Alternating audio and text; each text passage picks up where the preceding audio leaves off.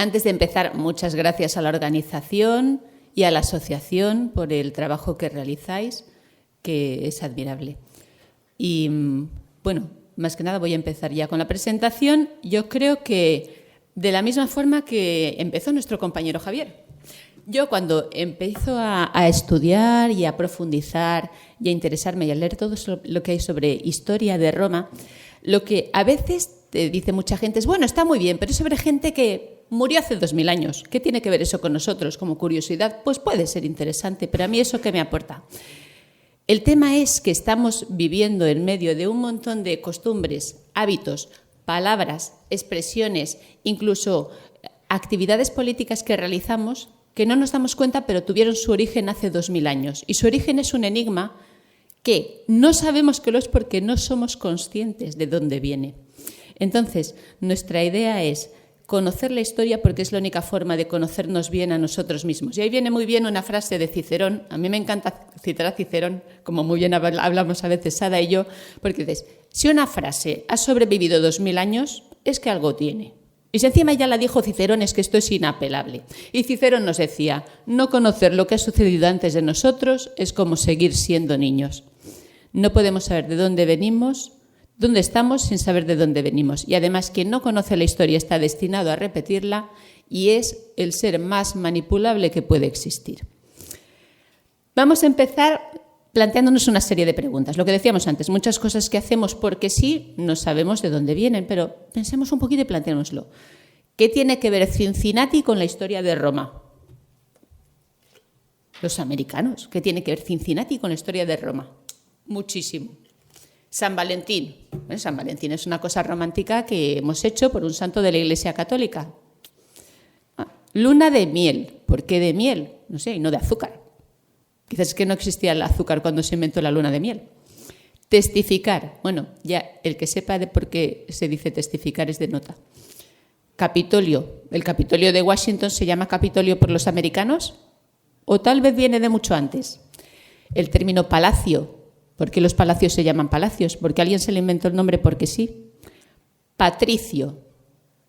Es un patricio, es un noble. Quizás venga de la palabra pater, padre. República. ¿Qué quiere decir república? La cosa nuestra. Senador. Luego veremos de dónde viene senador. Venecia, tan bella que era la ciudad de Venus.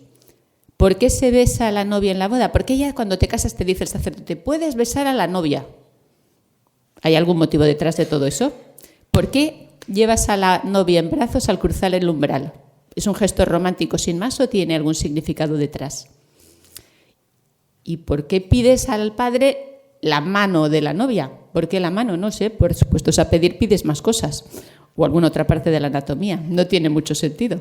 Incluso estábamos esta mañana en el desayuno hablando y estábamos hablando de la siesta y la palabra siesta tiene su origen en la hora sexta romana. Vamos a empezar a verlas una a una. Por no hablar de otro tema, el calendario. ¿Por qué el calendario es así? A ver, ¿qué quiere decir el prefijo sept? 7, ¿no? ¿Y qué mes es septiembre? El 9. Oct, ¿qué quiere decir? 8. ¿Qué mes es octubre? El 10. ¿Y eso por qué? Vamos a empezar a verlo. Para conocer el origen de Roma tenemos que remontarnos a Troya. Un personaje muy curioso sobre el que se podría escribir un libro entero es Heinrich Schliemann. Era un hombre fascinado con la Ilíada y la Odisea. Nosotros pensamos, Troya existió, fue un mito, fue realidad. La gente que estudia la historia sabe que personajes como Alejandro Magno y Julio César está recogido que visitaron Troya, porque los antepasados de Julio César eran Iulus, era el príncipe Eneas, que era un príncipe troyano, y está recogido que visitaron Troya. Pero durante casi 2000 años no se conocía la ubicación de la ciudad de Troya. De hecho, se pensaba que quizás podía ser simplemente un mito. Pero una persona de reputación bastante dudosa y con métodos bastante turbios, llamado Heinrich Schliemann, pero en cambio un obsesionado con la historia, decidió encontrar la ubicación de la mítica ciudad de Troya si es que existía. Entonces, primero dijo, tengo que hacerme millonario. y se hizo millonario. Para poder conseguir descontar Troya, se fue a Estados Unidos y participó en la época de la locura de la fiebre del oro, consiguió una fortuna y se fue a Turquía para intentar descubrir dónde estaba la ciudad de Troya. Y la encontró. No una Troya, sino porque el hombre, como además arqueológicamente no daba mucho la talla, entró en la excavación de forma muy poco profesional, empezó a excavar de forma muy brusca y profundizó no una, sino 7 Troyas una encima de la otra. Y en una de ellas se encontró un tesoro en joyas. Y una de las Troyas sí que fue arrasada y quemada y es la Troya que describe Homero. ¿Habéis estado en Troya alguno? Es impresionante. O sea, quizás no tanto como la ruina en sí misma, sino te imaginas lo que ocurrió allí. Yo estuve en Troya, normalmente pues tampoco está fuera de todas las guías turísticas, las expediciones, tienes que ir casi es proceso a buscarla y es un lugar mágico, sobre todo por lo que pasó ahí. Y si nos fijamos, muchas de las expresiones que utilizamos hoy en día están basadas en la Ilíada de Homero. ¿Por qué se llama Ilíada? Porque Ilion era Troya en griego. ¿Y por qué se llama Odisea? Tener una Odisea es algo fantástico. ¿Por qué? Porque el nombre griego de Ulises era Odiseo. Por eso la segunda parte de la Odisea es el viaje de Ulises hasta que vuelve a Ítaca con su mujer y su hijo. Pero un montón de expresiones que empleamos hoy en día tienen su base en Troya. No solo Odisea, sino Sorrento. ¿Qué tiene que ver Sorrento con la Odisea? Pues el lugar torna Sorrento, ¿no? Todos los hemos oído. Sorrento está al lado de Nápoles, muy cerca de Pompeya, está en la costa de Italia. Y el lugar donde supuestamente Ulises fue embrujado por las sirenas era en Sorrento. Sorrento viene de sirena, ahí era donde estaban las sirenas que cantaban y embrujaron a Ulises. La expresión tendón de Aquiles, ahí no voy a extenderme porque yo creo que todos la conocemos porque es y de dónde viene, está más que conocido. Caballo de Troya. Es otro término que empleamos hoy en día que tiene una base muy interesante para aplicar hoy en día. Timeo danaos et dona ferentes. Temo a los griegos hasta cuando me hacen regalos. Cuando un enemigo te regala algo, preocúpate. Pues esto viene de la guerra de Troya. Y ahora os voy a hacer un spoiler porque yo me he leído la Ilíada y la Odisea, pero cuando me leí la Odisea me empecé a reír yo sola por un tema sorprendente. Bueno, es una preciosa historia de amor entre Helena y París. Bueno, curiosamente Heleno quiere decir griego, con lo cual el nombre de Helena quizás ni siquiera era un nombre, ¿no?, sino un apodo. Pero es una historia de amor entre Helena y París, se van juntos a Troya para seguir manteniendo su amor, tal. Ella era reina de Esparta, pero era reina por sí misma, porque en aquella época el trono de Esparta se heredaba por vía materna. Menelao solo fue rey porque se casó con ella. Pero bueno, ella dejó su marido y su reino para irse con París. Y luego ya cuando al final los griegos, por codicia, porque Helena, la historia de Helena y París fue la excusa, una historia romántica muy bonita y muy graciosa para poder hacerse con todas las riquezas de Troya, que eran muchas. Pues cuando al final va Menelao, conquista Troya y va a coger a Helena para matarla, no puede. La ve tan guapa que se la lleva de vuelta a casa y cuando mucho tiempo después va Telémaco a Esparta para ver si saben algo de su padre, si sabe algo Menelao, Agamenón, alguno de ellos sabe algo de su padre, pues se encuentra a Helena tan felizmente viviendo con Menelao y diciendo, si es que no sé cómo pude ir con... Yo creo que fue un hechizo, porque ¿cómo puedo dejar yo a tan fantástico marido? Con lo cual Helena acabó felizmente con su marido en Esparta y vivieron felices y comieron perdices. Spoiler de la guerra de Troya. ¿Qué pasó? ¿Por qué tiene importancia Troya? Porque el príncipe troyano Eneas y su hijo Iulus, descendientes de la diosa Venus, pudieron escapar de Troya, eran príncipes troyanos. ¿Y a dónde se fueron? Pues a un lugar bastante lejano, en Italia.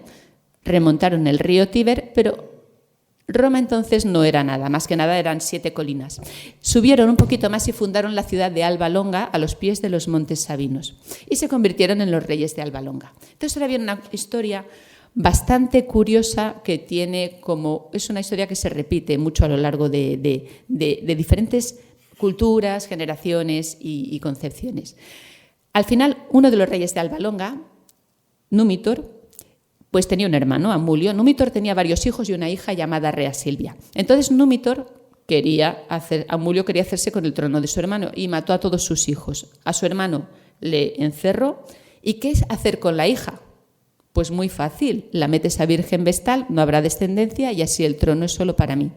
Lo que pasa es que, bueno, estas cosas que ocurren en la vida, que al final llega por ahí un dios y aunque tú seas una virgen vestal, pues te deja embarazada el dios. Entonces se quedó embarazada encima de gemelos, Rómulo y Remo. Claro, entonces Amulio al ver esto dijo, esto es un problema, ¿qué hago yo ahora? Pues a matar a los niños. Bueno, pues son 2 bebés, no pasa nada. Al primero soldado que pilló por ahí dijo, ahora tienes que asesinar a estos 2 bebés y aquí no ha pasado nada.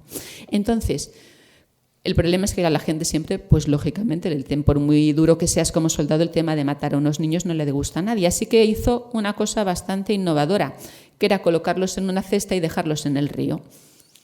Bajaron por el río Tíber y encallaron justo a la altura del Monte Palatino, donde una loba que vivía en una cueva que se llama Luperca, en la falda del Monte Palatino, y esa cueva se siguió visitando hasta 800 años después, les amamantó. ¿Era una loba? La palabra loba, lupa en latín, tiene otra connotación, de la que viene lupanar. ¿Qué era más probable, que fuera una loba o que fuera una prostituta? Allá cada uno, era una loba. Entonces, al final, pues crecieron Rómulo y Remo y, de alguna manera, no me preguntéis cómo, porque eso tampoco ha trascendido, se enteraron que eran los descendientes, que su abuelo seguía vivo y tomaron la ciudad de Alba Longa, restauraron a su abuelo en el trono y, para poder gobernar respetando el trono de su abuelo, fundaron una ciudad en la zona donde la loba les había alimentado. Y esa ciudad... y el lugar donde la loba les había alimentado era una colina llamada Monte Palatino, que era el nombre del Monte Palatino, alrededor del cual había 7 colinas. Y alrededor de esas 7 colinas fundaron la ciudad de Roma. Otra de las cosas que ocurren en la vida es que un hermano mate a otro, con lo cual Rómulo mató a Remo por una discusión que muy pocos entenderíamos, que es por los límites de la ciudad exactamente donde iba a estar. No parece un motivo muy claro para matar a un hermano, pero así fue. Roma se fundó sobre un fratricidio y fundaron la ciudad. Posteriormente, los sucesores de Rómulo arrasaron Alba Longa y sus descendientes, entre ellos los Julios, se asentaron en la colina Celia de Roma. Y Julio César fue un descendiente de Iulus y por lo tanto descendiente de Venus y de los príncipes troyanos. La loba capitulina, como ya hemos hablado, tiene una gran importancia por un tema muy romántico que vais a ver, San Valentín.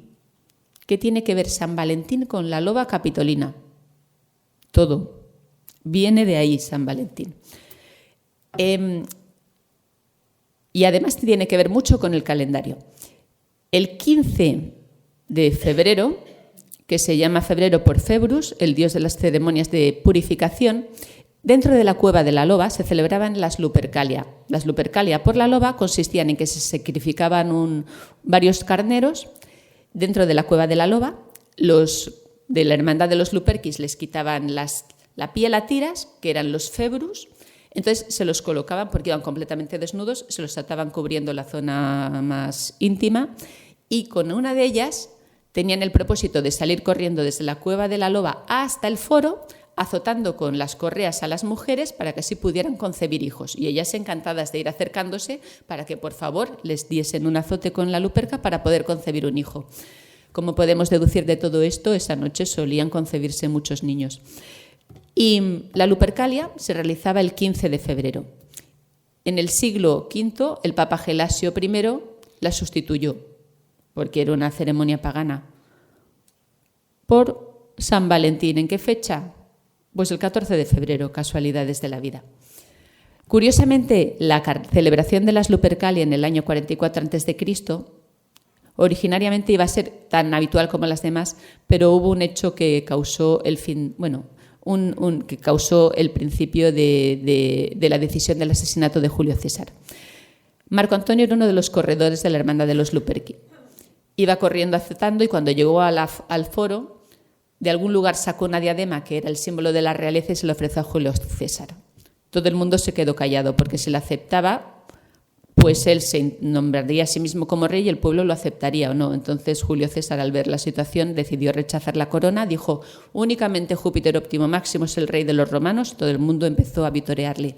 Pero después de ese gesto, el resto de patricios opuestos a él vieron el peligro que suponía y que en cualquier momento por una extremada presión popular, acabaría el pueblo intentando nombrar a Julio César rey de Roma, y por eso Marco Tulio Cicerón declaró que por los hechos de Marco Antonio las Lupercalia del año 44 a.C. marcaron el inicio del fin de Gayo Julio César.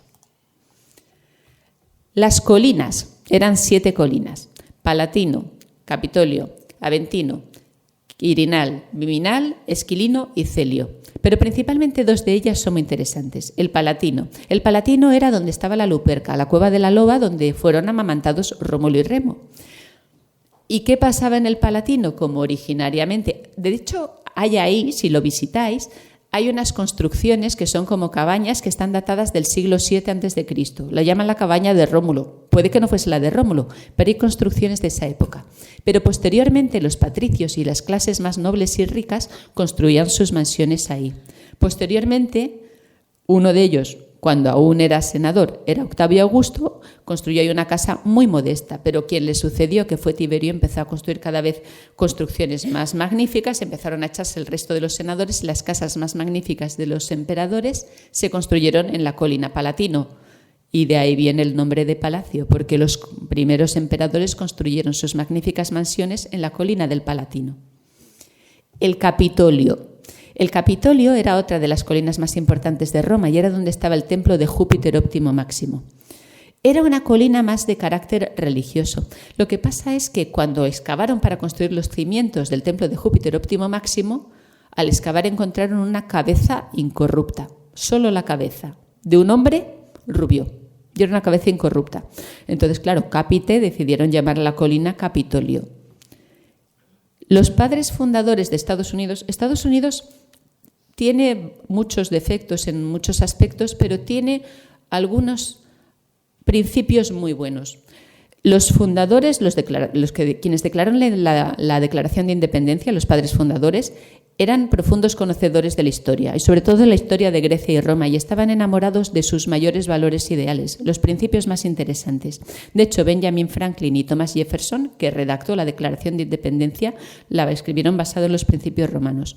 Y si habéis leído la Declaración de Independencia americana, no solo es un canto a la libertad, sino que es casi hasta poético y hermoso.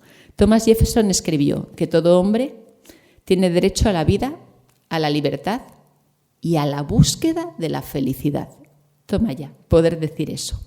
Entonces, construyeron todos los inicios de su capital, que era Washington, tomando estructuras de templos romanos. Si os fijáis, los templos romanos, nuevos que hay, en Washington hay muchísimos. También el Congreso de los Diputados es un templo romano.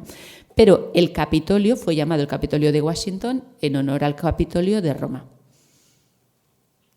Y dijo Thomas Jefferson una frase muy interesante, que había aprendido más sobre la naturaleza humana leyendo los anales de Tácito que el New York Times. La estructura social.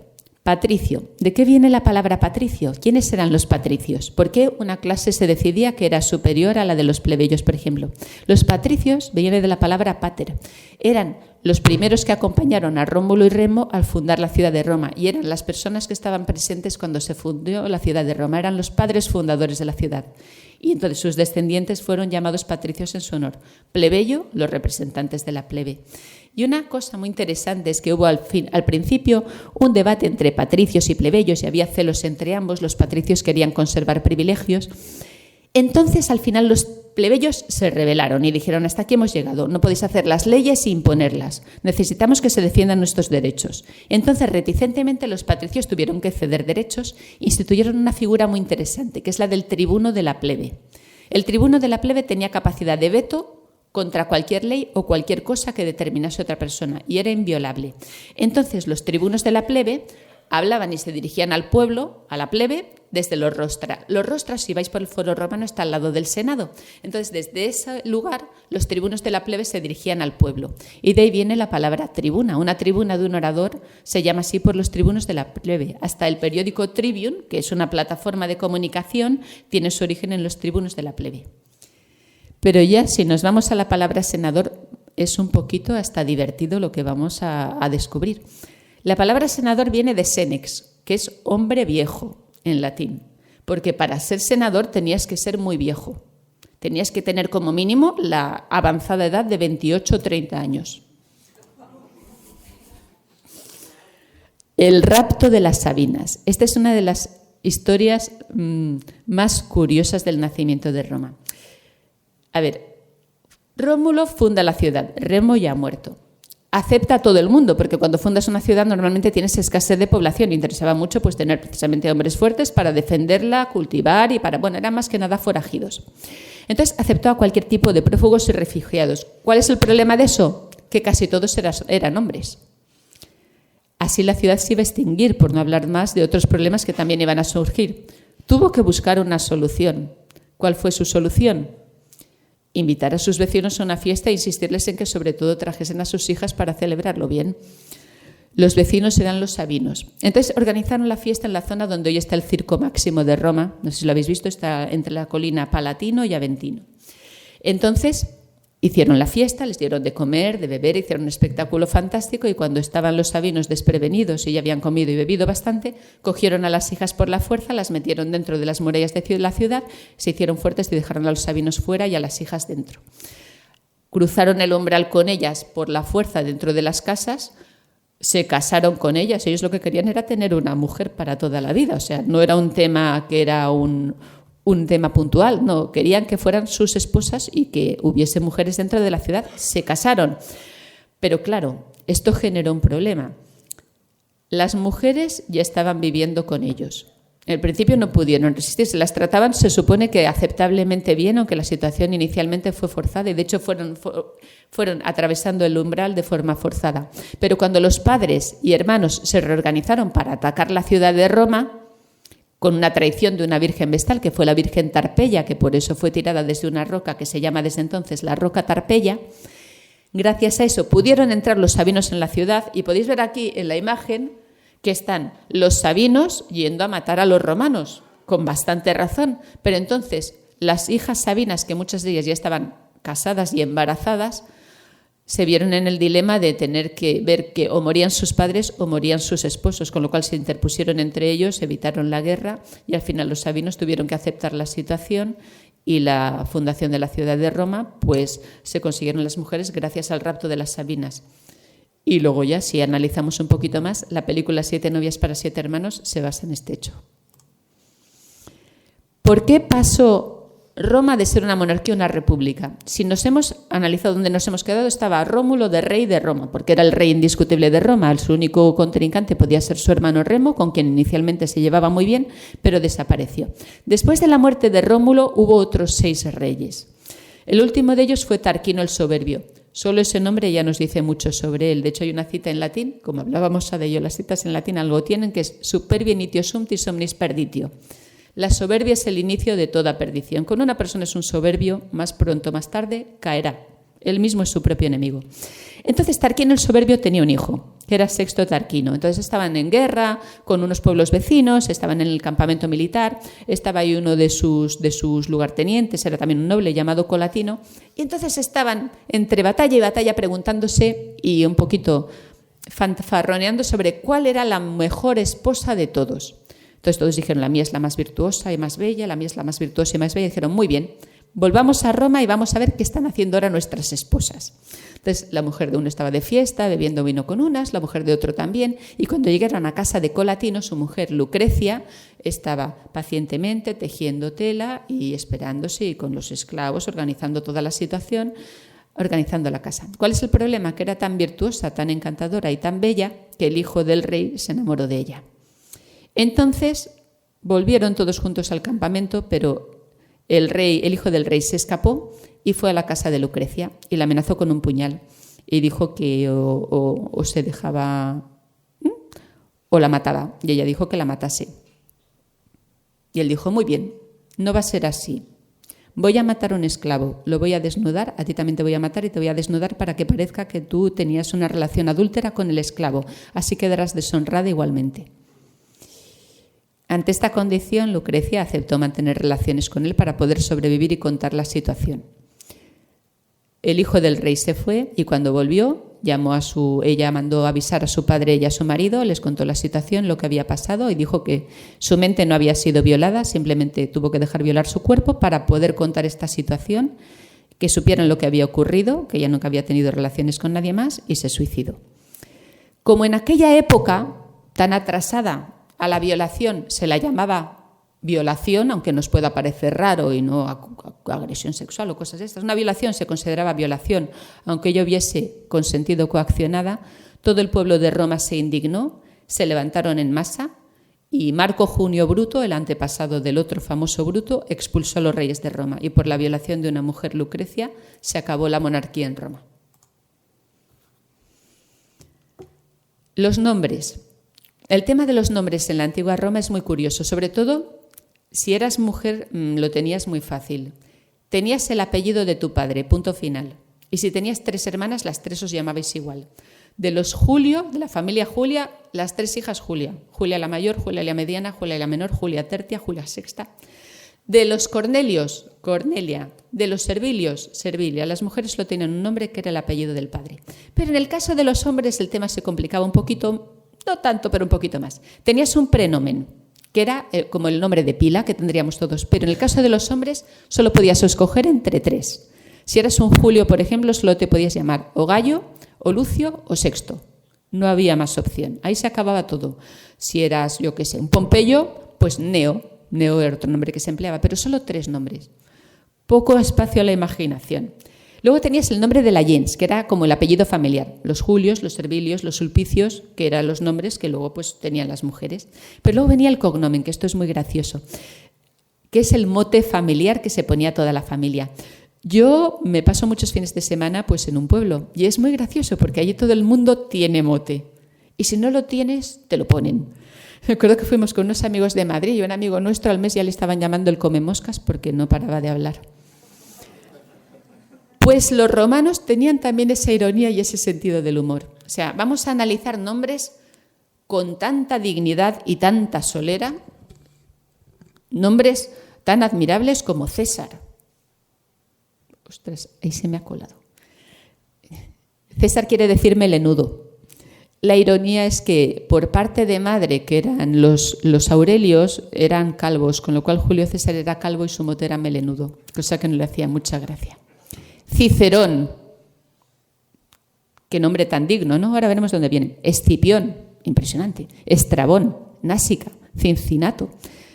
Pues Cicerón quiere decir, lo siento mucho, pero quiere decir garbanzo. De hecho, se burlaban de él llamándole garbanzo. Escipión quiere decir bastón, o sea que alguno de sus antepasados andaba de forma encorvada. Estrabón, estrábico, o sea que había uno antepasado en la familia que... Násica, el narigudo. Cincinato, bueno, este es el que sale mejor parado. El del cabello ensortijado, bueno, aceptable. Rufo, pues rubio o pelirrojo. Pero claro, si analizamos esto crea una tremenda confusión entre un hombre y sus antepasados. Tú buscas, por ejemplo, Publio Cornelio Escipión. Te salen 8. Tienes que poner el africano porque le han puesto un note más, porque es que si no, como todos tienen el nombre de su padre, su abuelo, tatarabuelo, crea una confusión tremenda. El calendario es una de mis partes favoritas. Aquí vamos a sorprendernos de la conjunción entre la ciencia y el arte. Había un problema en la antigua Roma, en la época de los reyes solo había 10 meses. Y había un problema adicional, que es que los meses, la duración no se ajustaba al tiempo de la rotación de la Tierra alrededor del Sol. Así que, por ejemplo, marzo podía caer perfectamente un año en invierno. Abril también. El mes quintilis, que era julio, pues podía caer perfectamente también en invierno. El 10º mes, porque era el 10º diciembre, podía caer en medio de verano. Y eso creaba un problema a nivel de las cosechas. Así que el primero que intentó solucionarlo fue el rey Numa, que introdujo 2 meses previos al inicio del año. ¿Por qué previos y no después? Tenía que haber pensado un poquito más y hacerlo después para no cambiar el nombre de los meses. Pero los introdujo previamente. El mes enero y el mes febrero, pero aún así no lo solucionó porque no calculó bien la rotación de la Tierra, o sea que seguía habiendo desfase. Tuvo que venir Julio César junto con Sosígenes de Alejandría para ajustar la duración a la rotación de la Tierra, y el calendario juliano de 365 días más un año bisiesto cada 4 es el que seguimos empleando con unas mínimas modificaciones hoy en día. ¿Por qué el año bisiesto? porque descubrieron que el ciclo de rotación de la Tierra son 365 días más 6 horas. Con lo cual, 6 horas, en 4 años nos han montado un día, o sea que tenemos que introducir un día cada 4 años. Año bisiesto, introducido en el año 45 a.C. ¿Y de qué vienen los nombres de los meses? Jano. El dios Jano es muy particular porque es el dios de las puertas. ¿Y qué ocurre en las puertas? La entrada y la salida. Y está representado con 2 caras que mira hacia un lado y hacia el otro. ¿Pero qué tiene que ver Jano con enero? Aparentemente nada. Pero si analizamos el portugués y el francés, ¿cómo se dice enero en portugués? Janeiro. ¿Cómo se dice enero en francés? Janvier. O sea, enero es Janeiro en español, lo que pasa es que ha derivado el nombre y por eso lo llamamos enero. Febrero, no os tengo que decir de dónde viene, de las februares, del dios Februs, de las ceremonias de purificación de las Lupercalia. Marte era el primer mes original, en honor del dios Marte. Abril, en referencia a la floración, a la apertura de las flores en la floración. El mes de mayo, en honor a la diosa Maya. Junio, en honor a la diosa Juno, porque era la esposa de Júpiter, protectora del matrimonio, porque era el mes con más días idóneos para realizar el enlace. Era muy importante elegir bien la fecha de la boda, y el mes de junio era uno de los más favorables. El mes quintilis, ¿qué pasó en el mes quintilis? Julio César nació en el mes quintilis, el 13 del mes quintilis, el 13 de julio. Y ya que él había instaurado el calendario y además en aquella época era el dictador vitalicio, el Senado le ofreció como honor que el mes quintilis se denominase julio en su honor. Agosto viene de Augusto. ¿Por qué? Era el mes sextilis. ¿Por qué Augusto nació en agosto? No. Pero fue el mes en el que ocurrieron sus principales victorias militares, entre ellas la batalla de Accio, en la que derrotó las flotas de Marco Antonio y Cleopatra. Y luego ya pasamos a los meses que ya conocemos. Septiembre, que bueno, aunque era el séptimo, ha pasado al 9º mes. Octubre, que ha pasado del 8º al 10º. Noviembre ha pasado del 9º al 11º. Y diciembre del 10º al 12º. Y de ahí viene el calendario. El pontífice máximo. Sabéis que hoy en día, ¿quién es el pontífice máximo? El Papa. Tú te vas al Vaticano y ves las tumbas de los papas y ves Pontificus Maximus, el Papa tal. Pues Pontífice Máximo es el cargo de mayor rango religioso en la antigua Roma. ¿Y de qué viene la palabra pontífice? De constructor de puentes.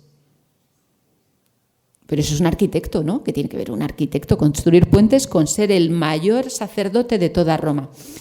Teóricamente el Tíber era un dios, el río Tíber era un dios, con lo cual construir un puente encima suyo era con poco de mal gusto. Así que para tener el derecho a perturbar al dios, pues se hacía con todo el respeto religioso posible y para eso se necesitaba un sumo pontífice, una figura religiosa que actuase con el mayor respeto.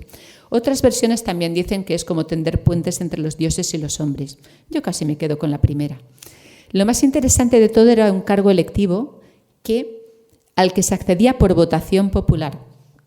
No era la persona más virtuosa, era la que era votada para ser pontífice máximo. De hecho, Julio César fue elegido pontífice máximo con 37 años y era un cargo vitalicio.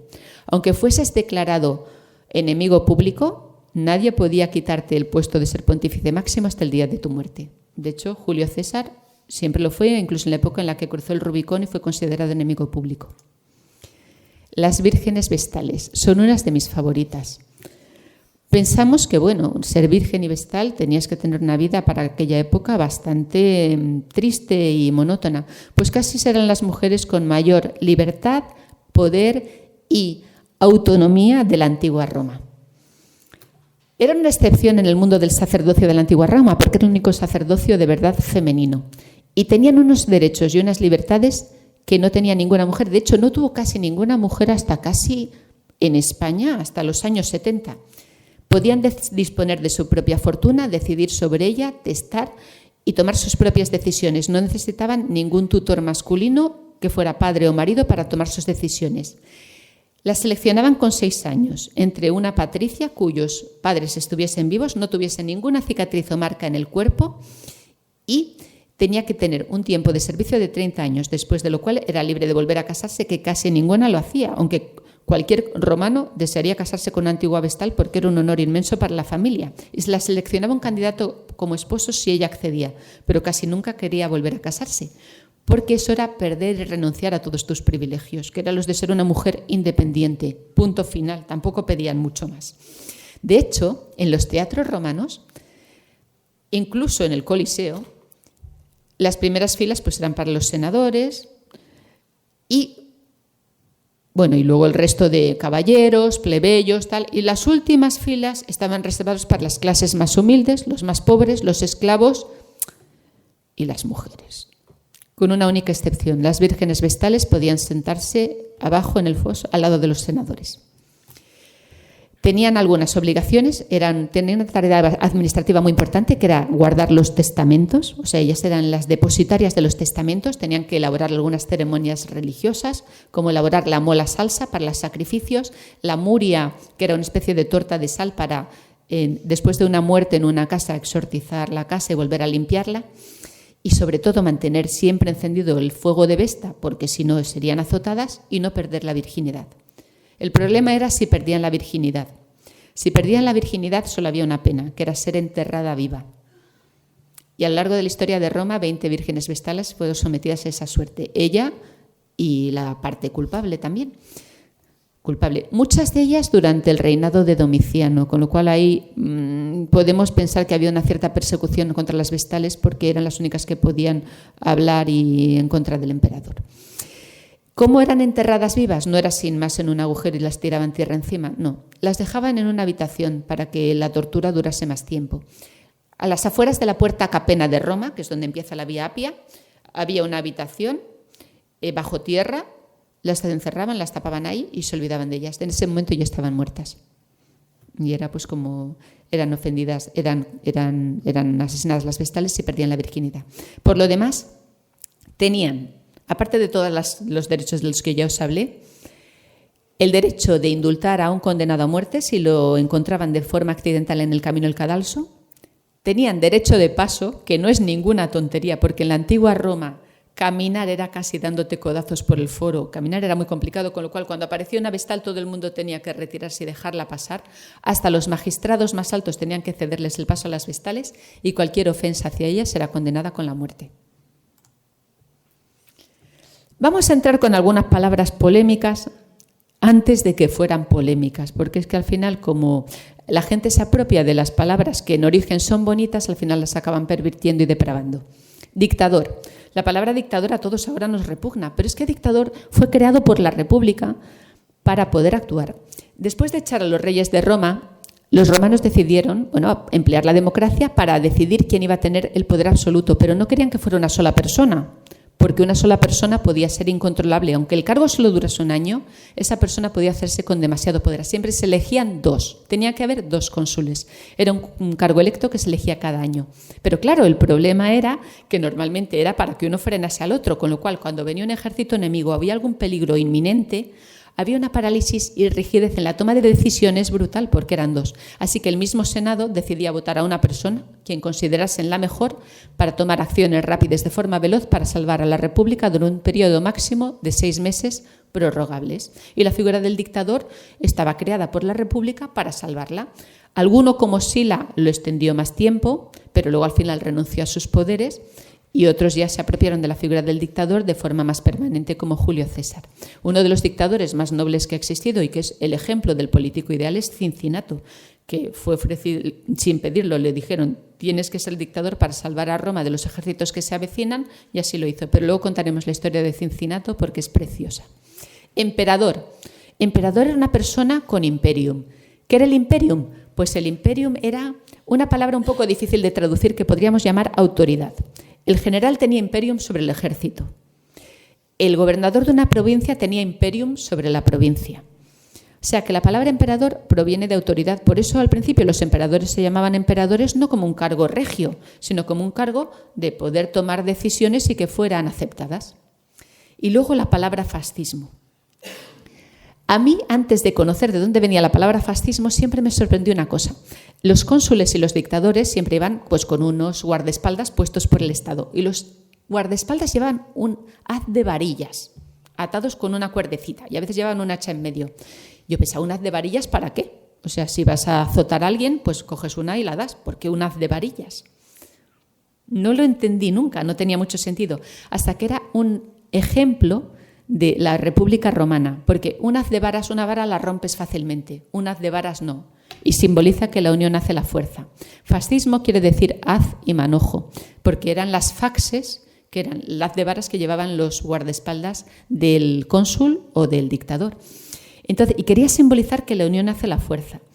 La imagen de ese haz de varas, que era fascismo, antes de que fuera pervertida esta palabra post-Hitler, con todas las monstruosidades que hizo, pues claro, ya la palabra fascismo ya no se puede utilizar, pero su origen es bonito. Y de hecho, había sido empleado previamente, y esa imagen de el haz de varas está desde la policía de Noruega y Suecia, el escudo de Francia, que es una república.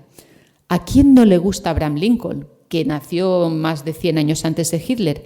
Pues en ese precioso monumento en Washington que hay a Abraham Lincoln está la imagen del haz de varas del fascismo, porque es previo a la época del nacionalsocialismo. Es distintivo de la justicia militar en el ejército mexicano, en el escudo de Cuba, en el escudo de Colorado al lado de las palabras Unión y Constitución. Pues ahí viene la palabra fascismo, que en origen fue bonita, pero ahora, por supuesto, es despreciable y no se puede emplear porque ha sido pervertida. Bueno, el matrimonio romano. Hablábamos antes de por qué pedirle la mano a la novia. Ahora vamos a por qué se pedía la mano. Primero, esponsalia. Los esponsales no era la boda. Los esponsales, esponsalia en latín quiere decir prometer.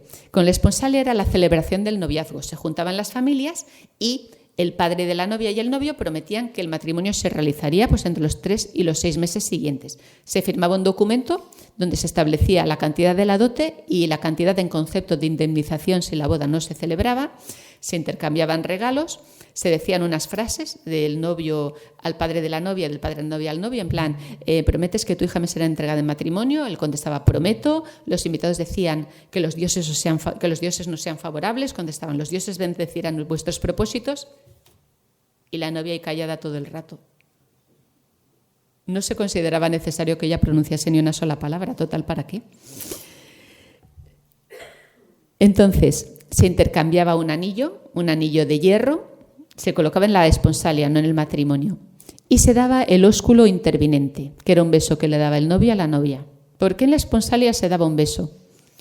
Porque aún no se había consumado el matrimonio. Si el matrimonio no se llegaba a producir por voluntad de una de las dos partes, había que indemnizar a la otra. ¿Pero qué pasaba si el novio moría antes de la boda? Era un caso de fuerza mayor. Si el novio le había dado un beso a la novia tenía derecho a la mitad de la cantidad prometida por este en la dote. Si no, no. Puedes besar a la novia, viene de ahí, pero era en la celebración de la esponsalia, que era el noviazgo. Matrimonio, ¿de qué viene la palabra matrimonio? Es demoledor. Viene del cuidado de la madre. Ahí el papel de la mujer solamente tenía sentido vinculado a su capacidad reproductiva de ser madre. Pero hay una cosa más interesante. ¿Cuál era el objetivo del matrimonio romano típico entre patricios? ¿Cuál era? ¿Para qué se casaba la gente, los patricios? ¿Por qué se casaban? ¿Cuál era el motivo último de casarse? ¿Amor? Bueno, tener hijos de forma secundaria a algo. A ver, dicho de una forma un poquillo muy coloquial, el estatus. O sea, el matrimonio era una historia de amor entre dos hombres. El auténtico objetivo del matrimonio romano típico entre patricios era que el novio y el padre de la novia se quisieran muchísimo y fueran muy felices con los planes de futuro que tuvieran juntos. Lo que pasa es que, claro, para asegurarse de concebir, para que hubiera hijos y nietos respectivos que garantizasen la confianza mutua entre los dos hombres, se necesitaba una mujer y uno de los dos tenía que ponerla. Por eso se llegaban a producir situaciones tan estrambóticas como a veces el suegro tenía la misma edad que el yerno, incluso situaciones aún más ridículas, como el caso de Julio César, que fue suegro de Pompeyo y era más joven el suegro que el yerno. Había varios tipos de matrimonio. Conferratio. El matrimonio conferratio era entre la clase patricia y era el que más compromiso exigía. O sea, era la forma más rígida de matrimonio. Aunque el divorcio era una figura muy fácil en la antigua Roma, el matrimonio conferratio era el más típico, más difícil de romper. Pero también había matrimonios cum mano y sine mano.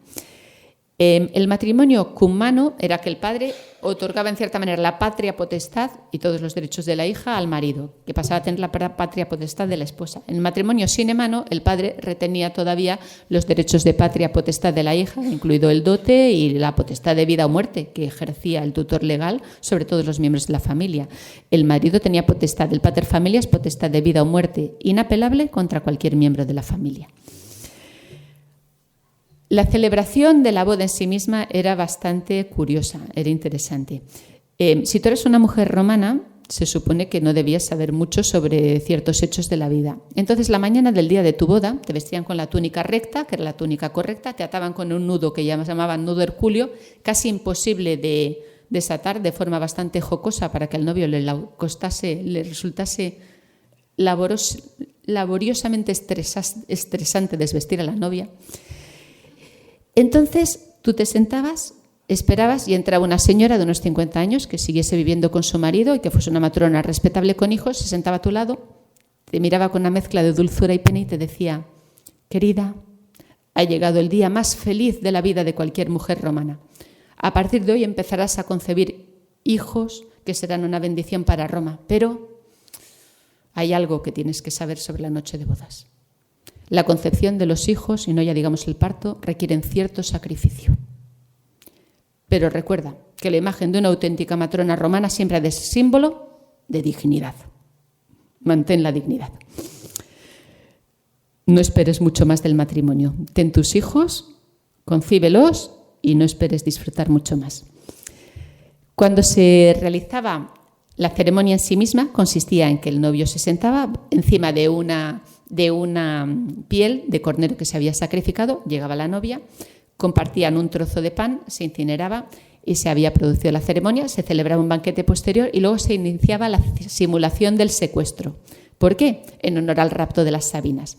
Entonces, como la mujer debía mostrar que no le gustaba mucho lo que iba a pasar en la noche de bodas, como ya le había comentado la pronuba, su obligación era aferrarse a su padre y entre lágrimas decirle: por favor, no dejes que me lleven, no dejes que me lleven. El padre la abrazaba, decía que la quería, pero que tenía una obligación que cumplir como mujer romana. Llegaba el marido y se la llevaba tirando de ella por la fuerza, separándola del abrazo de su padre. Al llegar a la casa del marido, iban andando normalmente, las distancias no eran muy lejanas. El marido la cogía en brazos para atravesar el umbral, a veces eran los invitados, tenía que atravesar el umbral por la fuerza y entonces pues ya se consumaba la boda. Y era costumbre dejar la primera noche una jarra de miel al lado del lecho de los esposos, de los que proviene el nombre de jarra de miel, de luna de miel, perdón. El adulterio. ¿Qué se definía como adulterio? Por supuesto, estamos hablando obviamente de los hombres. El adulterio era únicamente mantener relaciones con una mujer casada. Si las mantenías con esclavas o prostitutas, no se consideraba adulterio. De hecho, incluso un hombre que tuviese relaciones con un esclavo era perfectamente aceptable mientras él fuese la parte activa. Entonces no se consideraba ni adulterio ni homosexualidad.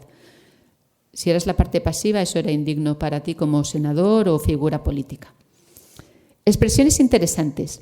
Princeps. ¿Qué es un príncipe? Al final se le otorgó un nombre regio porque Augusto muy astutamente empleó el término príncipe para referirse a sí mismo. Pero princeps era solamente el primero entre iguales. Era el que hablaba primero, era el primer orador y el primer príncipe del Senado era el que primero hablaba en el Senado, era una figura respetada. Augusto se empezó a llamar príncipe del Senado y al final ahí ha derivado pues, en los príncipes de las monarquías. El velatorio. La palabra velatorio muchas veces se dice que viene de vela. Pero la costumbre en la antigua Roma era que tanto las mujeres como los hombres, durante la época, el momento en el que se velaba al difunto, se cubrían la cabeza con parte de la toga, lo que se llama capitae velato. Y de velato, de la cabeza cubierta, viene la palabra velatorio. Testificar. Una palabra tan honorable como testigo y testificar viene porque la tradición en la antigua Roma era sujetarse las partes, como vemos aquí, masculinas con la mano derecha cuando atestiguabas que estabas diciendo la verdad. Testifico que es verdad lo que estoy diciendo. El cursus honorum era la carrera pública política que tenía que seguir un patricio o un plebeyo con aspiraciones de llegar a senador. Y era muy competitiva, era terriblemente competitiva. Tenías que cumplir primero una etapa de servicio militar y luego seguir una serie de escalones que tenías que cumplir para poder llegar al más alto, que era el de cónsul. Aún había uno más que era el de censor, pero ese era ocasional. Entonces primero tenías que ser edil, luego tenías que ser pretor y luego tenías que llegar al consulado. Pero si nos fijamos, había en la época normal de la República 600 senadores. En la época de Julio César se ampliaron a 900. 600 senadores, 2 cónsules por año. Pues no tenías muchas elecciones de llegar a ser cónsul. La competición por llegar a ser cónsul podía llegar a ser despiadada. Y algunos repetían el consulado, los que habían sido más exitosos, con lo cual había unas rivalidades tremendas dentro del Senado romano. La ley exigía que tuviesen que pasar 10 años entre un consulado y poder repetir consulado. Pasemos a las palabras fasto y nefasto. No es fiesta. O sea, un día fasto es un día en el que puedes cumplir tus trabajos y tus obligaciones, reuniones del Senado y reuniones de mercados. El día nefasto es el día en el que no tienes que trabajar y dedicar a los dioses. El problema es que si cuando tienes que en un día que es dedicado a los dioses haces algo que no es dedicado a los dioses, eso se convierte en un mal augurio y pasa a tener un significado negativo. Y de ahí proviene la palabra nefasto. Otium, el ocio. El ocio. ¿Qué quiere decir un negocio? Los romanos eran muy listos. Negocio, no ocio, quiere decir que es tiempo que no dedicas a ti mismo, es tiempo no dedicado al ocio. Era una palabra despectiva. Una de las peores palabras que se podía decir de un senador es que tiene negocios. O sea, los bienes te tenían que venir pues porque tenías tierras que se cultivaban, pero no dedicarte tú a negocios. Eso era muy despectivo. ¿Y qué es algo siniestro? ¿De dónde viene la palabra siniestro? Dilo. Izquierda. ¿Cómo se dice izquierda en vasco? La palabra izquierda viene del vasco, porque del latín es diestra y siniestra. ¿Pero qué pasa? Al final, la siniestra se utiliza en castellano del vasco. Todos los ritos que se hacían como de mal de ojo, que se hacían con la mano izquierda, tenían un significado muchísimo más oscuro. Y de hecho, al leer los augurios, cuando estos venían del lado izquierdo, como el vuelo de las aves, tienen un significado malo y perverso. Por eso al final todo lo relacionado con la mano izquierda ha pasado a tener la connotación de algo nefasto, porque era con la mano izquierda. La ciudad de Cincinnati, ¿qué tiene que ver con la antigua Roma? Vamos a hablar de política y de políticos y lo que era un político. Cincinnato fue una persona que vivió si no me recuerdo mal, por el año 300 algo antes de Cristo. Era un político perfecto, honrado, íntegro y desinteresado que ha pasado a la historia como modelo del político ideal, sin ambiciones individuales. Lucio Quincio Cincinnato había sido cónsul. ¿Pero qué pasaba en la antigua Roma? Lo veníamos hablando cuando veníamos en el coche, sobre los cargos vitalicios a los políticos. ¿Cargos vitalicios cuando ya has dejado de trabajar? En la antigua Roma no era así. Vamos a ver quiénes son los evolucionados y quiénes no, porque pensemos un poquito lo que estamos haciendo. Cincinnato había sido cónsul. En la antigua Roma, por ser senador y cónsul, no cobrabas un sestercio, ni uno. Y cuando acabó su tiempo de cónsul, además había tenido enfados, dijo, ahí os quedáis, me retiro a mi hacienda. No tenía una hacienda, tenía una granja. Y el hombre estaba con su azada cultivando su granja. ¿Pero qué pasó? Que era el mejor general que había y había sido cónsul. Entonces, hubo un ataque por parte de, no me acuerdo quiénes eran los voluscos, no me acuerdo, estaban invadiendo Roma. Entonces los cónsules no se ponían de acuerdo, ninguno tenía capacidad militar para enfrentarse a ese frente y le nombraron dictador en ausencia, sin que él lo pidiera, y le fueron a pedir por favor que aceptase el cargo de dictador, que era un gran honor, y a dirigir las tropas para vencer a los enemigos de Roma. Y él, aunque estaba bastante enfadado con algunas cosas que le habían pasado mientras había sido cónsul, dijo, pues Roma lo hago. Dejó el azado, se fue, tomó el mando del ejército, en 16 días venció a los ejércitos enemigos, devolvió todo el poder al Senado, volvió y se dice la historia que su azado estaba en el mismo lugar donde lo había dejado 16 días antes y siguió arando. Por eso ha pasado la historia como político desinteresado que siempre acudió a salvar la República cuando se le llamaba, pero sin ningún tipo de ambición personal, y por eso la ciudad de Cincinnati se llama Cincinnati en honor a Cincinnato, como símbolo del político íntegro ideal. Que es una victoria pírrica. Más te valía no haberte metido ahí. O sea, más te valía no haber empezado esa batalla. El rey Pirro era rey de Épiro, en Grecia, en el 318, nació en 318 a.C. Entonces, las ciudades del sur de Italia, que eran algunas colonias italianas, aparte de Sicilia, lo que se conocía como Magna Grecia, empezaron a estar en guerra con los romanos. Entonces, le pidieron ayuda al rey de Epiro, a Pirro. Pirro, por cierto, es un mote que quiere decir rubio pelirrojo. Entonces le pidieron ayuda y él dijo, bueno, pues si me dan todos el apoyo de sus ejércitos sumado al mío, me puedo vencer a los romanos y hacerme con toda la zona de Roma, que ya estaba anexionando la zona norte de Italia. Y aceptó. Se plantó en Italia, se puso a luchar con los romanos y Pirro siempre ganaba, pero su frase fue, si sigo venciendo a los romanos a este ritmo, me acabaré quedando sin ejército. Inicialmente las ciudades de la Magna Grecia le ofrecieron 150.000 infantes y 3.000 jinetes y volvió a Epiro con 8.000 infantes y 500 jinetes, habiendo ganado a los romanos, pero diciendo, ahí os quedáis, no quiero ni acercarme a vosotros. De hecho, una cosa muy interesante es que a Aníbal le preguntaron que, según él, quiénes eran los mejores generales de la historia. Y dijo, el primero, por supuesto, Alejandro Magno. Estamos hablando del año 200 a.C., no habían nacido muchos generales luego muy importantes. El primero, Alejandro Magno. El segundo, Pirro. Os ganó, vamos, os lo puso difícil. El tercero, yo. Y entonces pasamos a un dueto magistral interesantísimo que es Aníbal Barca y Publio Cornelio Escipión. Son dos figuras que fueron adversarios toda su vida, pero en el fondo se admiraban y se respetaban. Y Publio Cornelio Escipión, que era 20 años más joven que Aníbal, de hecho Aníbal había luchado con el padre y con el tío de Publio Cornelio Escipión, empleó una frase vital que fue gracias a la que consiguió ganar a Aníbal, que es una frase típica del arte de la guerra de Sun Tzu. Empleó a rajatabla la expresión conoce a tu enemigo. Empleó todas las armas y técnicas y estrategias de Aníbal contra él. Y por eso le ganó, porque le conocía casi tan bien como a sí mismo. De hecho, Aníbal, que es una figura impresionante, con un carisma brutal y un genio de la estrategia. Me acuerdo que estuvimos Fede y yo debatiendo una vez sobre cuál era la batalla con la mejor estrategia de la historia. Fede decía que la batalla de Cánae, que ganó Aníbal. Yo decía la de Gaugamela, que ganó Alejandro, pero la de la batalla de Cánae he de reconocer que estratégicamente es magistral. Pues Aníbal nunca quiso conocer antes de la batalla ni hablar con ningún general con el que se enfrentaba, con la única excepción, Publio Cornelio Escipión. Justo antes de la batalla de Zama, le pidió que dialogasen los dos a solas. Subieron con sus escoltas a una colina que está delante de la explanada del campo de batalla de Zama y nadie sabe de lo que hablaron. La batalla, por supuesto, no se suspendió, pero sí hablaron y se conocieron. Y son dos figuras que en el fondo luego tuvieron vidas muy paralelas, porque a los dos murieron sus padres por el bando enemigo. De hecho, al padre de Aníbal le mataron en la primera guerra púnica los romanos, Asdrúbal, y él juró sobre el cadáver de su padre odio eterno a Roma.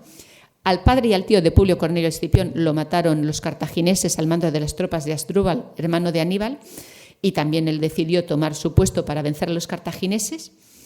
Los dos murieron en desgracia, expulsados de sus tierra, de su patria, y en el exilio, y además murieron el mismo año. Son dos vidas muy paralelas. Podría extenderme muchísimo sobre la vida de Aníbal y Publio Cornelio Escipión, pero no sé cómo vamos de tiempo. Creo que vamos muy justos, con lo cual solo voy a decir unos pequeños datos.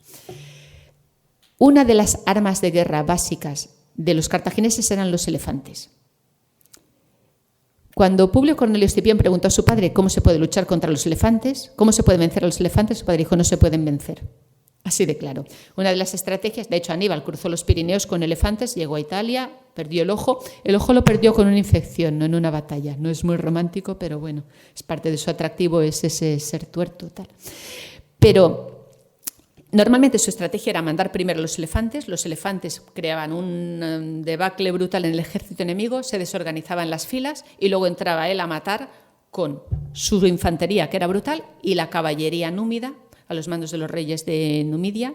Uno de ellos era Masinisa y con eso ya era de la destrucción total. A veces empleaban algunas estratégicas muy buenas, como de bolsa envolvente, como la que empleó en la batalla de Cánae, pero era su estrategia. Sin embargo, en la batalla de Zama, una de las cosas muy interesantes que aprendió Publio Cornelio Escipión de Aníbal fue que Aníbal llevó la guerra a Italia.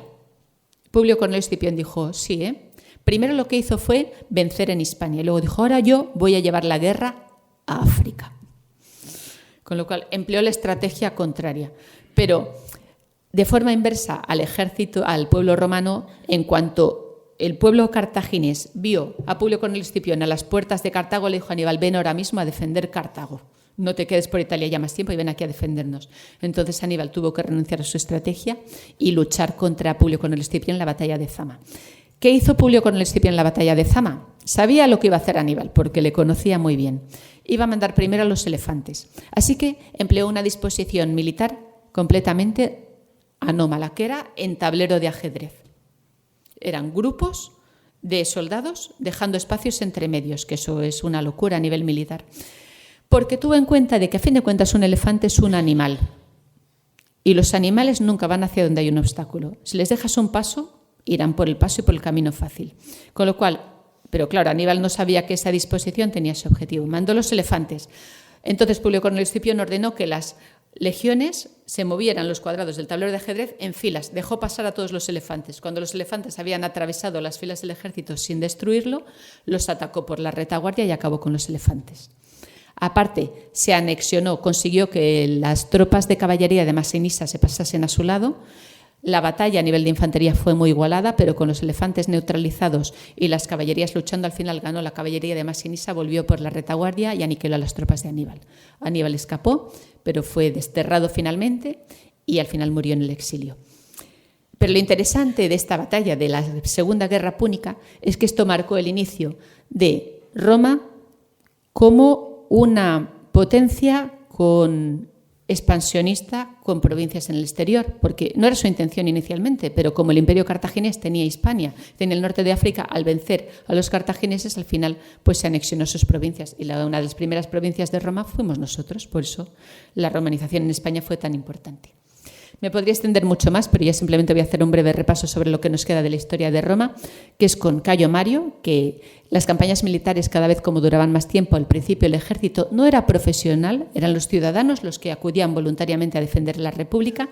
Cayo Mario vio que las campañas cada vez duraban más, profesionalizó el ejército y, cosa increíble, fue nombrado 7 veces cónsul, algo que era ilegal, pero el Senado lo hizo porque era el único general capaz de vencer las amenazas que venían, sobre todo de la zona de Galia.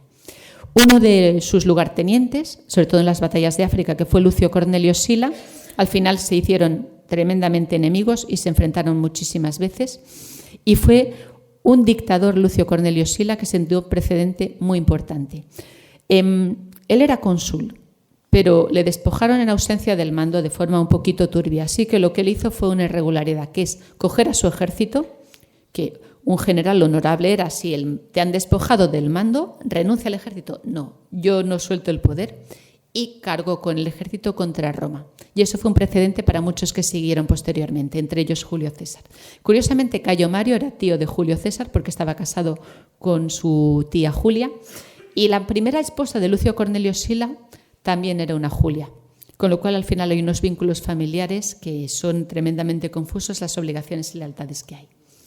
Luego tenemos la época de Julio César, que ya ahí podemos expandirnos mucho más, pero ya no nos vamos a centrar más. Y por último, llegamos a la época del Imperio, con la dinastía Julio-Claudia. Después de Nerón y del fracaso que fue como emperador, se instauró la dinastía Flavia, que es una dinastía basada en la conquista militar, unos militares muy capaces, y luego los 5 buenos emperadores, que simplemente me quedo con ellos porque 2 de ellos son los primeros y últimos emperadores hispanos que ha habido en la historia de Roma.